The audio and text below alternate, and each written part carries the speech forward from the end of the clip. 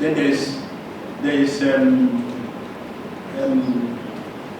Aegis, the group. There is Dentsu, which is the Japanese group. You know, about 6 massive groups. But of one of these groups, WPP, actually WPP basically means wire and paper products. The man who started the company many years ago used to be the finance director in an advertising company called Search and Search. The old Search and Search. Martin Sorrell, who is now a lord, was the finance director at Search and Search. He left. You know what this big company was? They're very smart. He left the advertising company and went and started a company that manufactured paper basket. Sorry, wire basket. You know this basket we use for shopping? Well, this is made of wire, so we call the company Wire and Paper Products. But he only used that as a ploy because his focus was to begin to acquire advertising agencies. Not being an advertising man himself, but he understood how the business worked anyway. He then floated, he turned his company to what do they call this thing now? An investment company. Alright? And then used it to begin to acquire advertising agencies. So he started buying the agencies and buying it, and he bought Wikipedia and Meta, you know, he bought all these massive companies. And now today he owns about 4 massive, if you think advertising, he owns about 4 global agencies, which include one this body belongs to that. It includes Gray, to which I used to belong. He owns J. Thompson, JWT.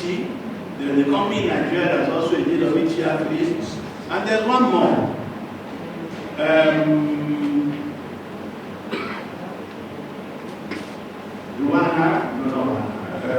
one more.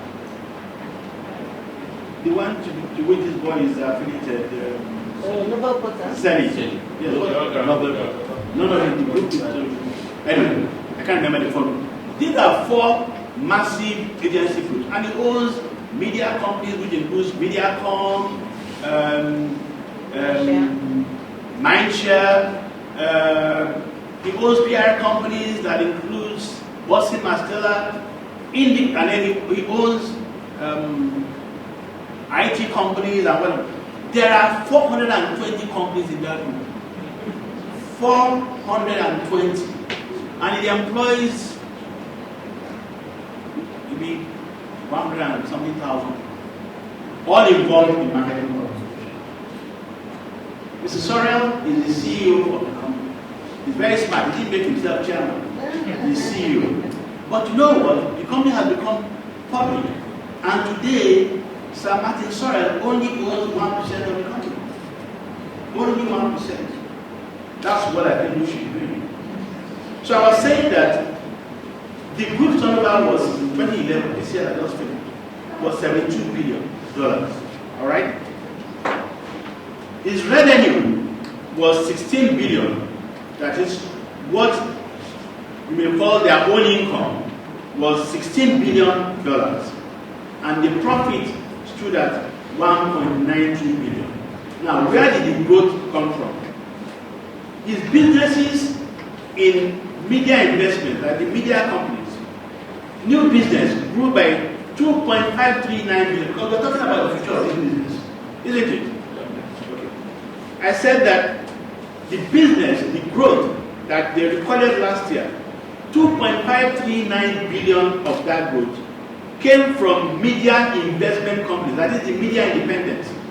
The creative agencies, all of these O&M and Gray and all that, grew by 1.45. It's about, almost grew by only about half of what media, the growth of media. So I'm saying that the media companies are growing much faster, and I can confirm that because we own 2 media independents, and growth from those media independents are much, much higher than what we are recording in our creative agencies. So I'm just trying to let you understand where growth is going to come from futuristically. I also said that 30% of the group's revenue came from direct media, digital media, and interactive media. In other words, new media generated 30% of the revenue. So where is the money going to come from? Where is the future? Is it with working with people like me? Or do you want to work with a person like Dayo Adefila who runs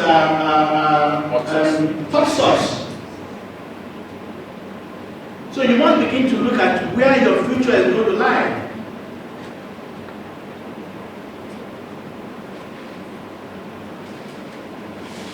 So I'm saying that, well, I'm not so sure that we should prepare after all.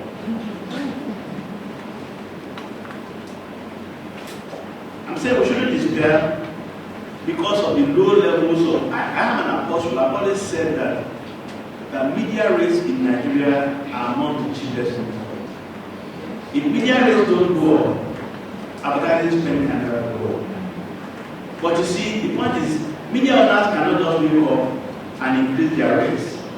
They must justify why those rates have to happen. They have been unable to do that. And I know why media is struggling. They do not have people like us work on the side of the business. Because what they will find is that, like most things, somebody is a journalist, you want to go and set up a newspaper, or you want to get a license to start a TV station, they do not understand the business side of media. That's the next truth. If you go to all these media houses and you look at the man who has the commercial side of the business, he has very little knowledge of marketing. That's very important. I'm saying that we shouldn't despair. Why should we despair? The way the world and our industry do business is changing as its economic center of gravity moves. Before now, the United States of America accounted for 50% of marketing communication spend. In Japan, Germany, the UK, France, Italy, and Spain almost making up for the balance. Not anymore. I don't know whether you were telling this morning. The world's richest man now is from Latin America. So things are changing fast. Thanks to BRIC nations. 2 days ago, it was announced that Brazil has taken over from the United Kingdom as the 5th strongest economy in the world. As the equation continues to change, the world must contend with what Goldman Sachs calls the N11. Are you familiar with the N11? You've heard of the N11? Have you?